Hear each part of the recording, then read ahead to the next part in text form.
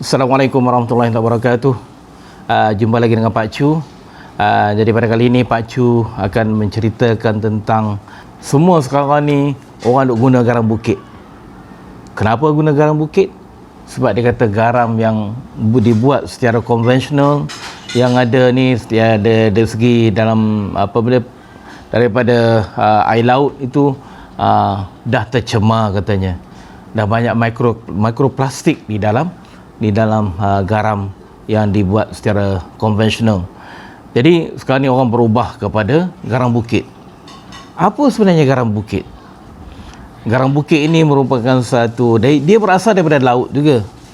Memang berasal daripada laut, tetapi usia pembentukannya adalah bukan semasa dia terbentuk dalam masa usia geologi. Jadi sebagai contoh, kita sekarang ni banyak, kalau kita pergi supermarket, kita nampak bermacam-macam jenis garam bukit. Tapi rata-rata garam bukit yang kita tengok itu adalah berwarna pink lebih kurang.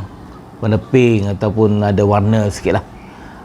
Itu sebenarnya garam bukit ni terjadi melalui proses penyejatan air laut juga. Tapi dari penyejatan itu adalah berlaku secara semula jadi. Jadi kejadiannya adalah apabila berlakunya laut yang cetek disebabkan oleh pergerakan plate. Jadi inilah sebagai contoh yang paling cantik, yang paling bagus dia punya contohnya adalah pembentukan garam bukit yang ada di Pakistan. Di Pakistan kita tahu bahawa garam bukit itu berlaku ada atas bukit sana ada garam. Kemudian dia ada gua garam lagi. Dan kemudian macam-macam dia punya peralatan ataupun benda yang dihasilkan daripada garam daripada Pakistan. Jadi macam mana garam di Pakistan tu sebenarnya wujud ataupun terhasil? Dia terhasil disebabkan oleh proses tadilah. Apabila ingat lagi tak proses yang Pak Cu cerita dulu, proses tektonik di mana India akan berlanggar dengan Eurasia, akan berlanggar dengan Asia. Jadi sebelum daripada berlakunya pelanggaran, maka di depan daripada India itu akan ada laut cetek. Laut cetek. Apabila laut tu cetek, maka proses evaporasi atau proses penyejatan air laut itu berlaku dengan cepat. Jadi lama-lama terbentuklah satu lapisan garam yang tebal. Jadi apabila India ni dah berlanggar dengan Eurasia, jadi garam tak boleh nak ikut masuk ke bawah sebagai sabdak ataupun dia menyusut di bawah kerak bumi, sebab dia tu adalah densitinya adalah rendah. Jadi terpaksalah dia tu tertolak ke atas. Jadi tertolak ke atas bersama-sama dengan batuan sedimen yang lain. Jadi terbentuk. Jadi sebab itulah kita nampak bahawa di Pakistan itu garamnya berada di atas bukit, jauh di atas bukit. Itu adalah hasil daripada tolakan daripada pelanggaran di antara India dan Eurasia.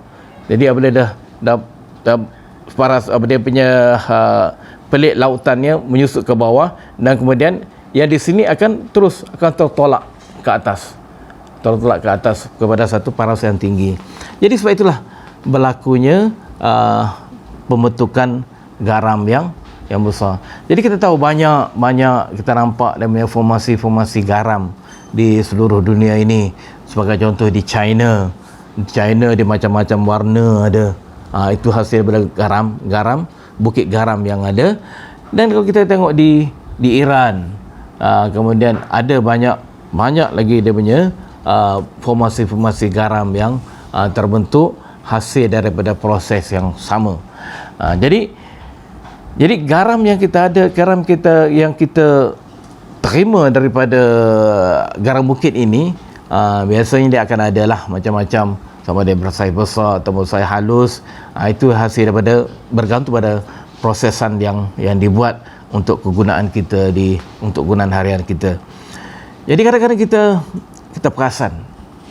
perasan dalam masa kita menggunakan garam bukit ini, kita merasa macam seolah-olah ada satu benda yang keras ataupun pasir di dalam garam berkenaan. Memang dah tentulah benda itu berasal dari dalam laut, mesti ada bercampur impurities dia. Impurities dia adalah daripada pasir dan sebagainya.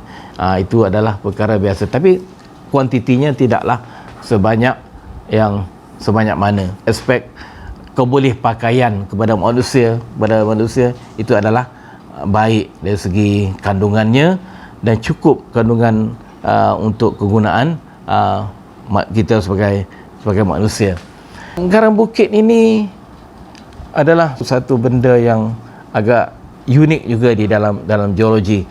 Kadang-kadang kita kata garam bukit ini banyak juga dijumpai di hutan-hutan.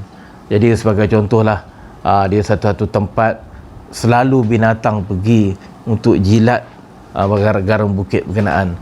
Tapi itu sebenarnya benda itu adalah berlaku ataupun terhasil daripada proses yang hampir sama juga. Dia berusaha daripada air laut yang telah mengalami proses evaporasi. Sebab kita tahu bahawa batu yang ada ni kebanyakannya adalah daripada dalam laut. Jadi salt lick yang ada untuk dalam binatang-binatang buas yang makan itu, yang menjilat itu adalah sebenarnya berasal daripada dalam lautan, dan dia itu adalah mineral yang terhasil sama ada dia tu adalah halite ataupun sulfide. Halite tu sodium chloride atau sulfide potassium chloride. Jadi dua-dua itu adalah diperlukan oleh haiwan untuk menambah garam di dalam badan mereka. Jadi Pak Cu nak bawa satu benda yang unik sungguhlah di negara kita ini.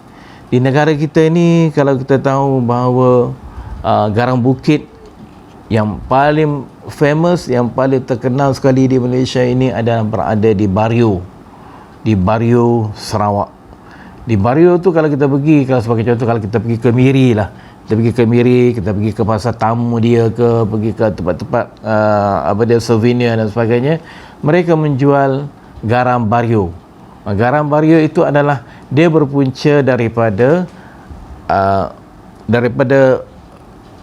air yang keluar ke permukaan, tetapi dia punya macam seolah-olah macam spring, tapi spring itu adalah masin, maknanya air garam.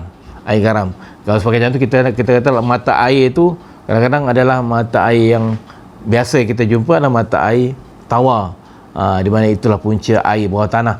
Tapi di sini mata air dia adalah masin.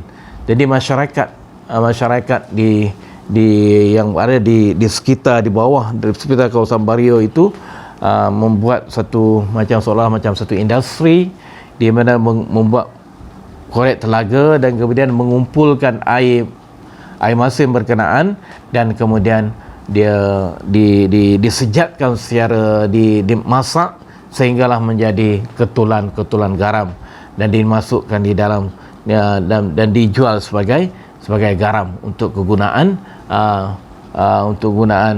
masyarakat di sana. Jadi pada masa itu memang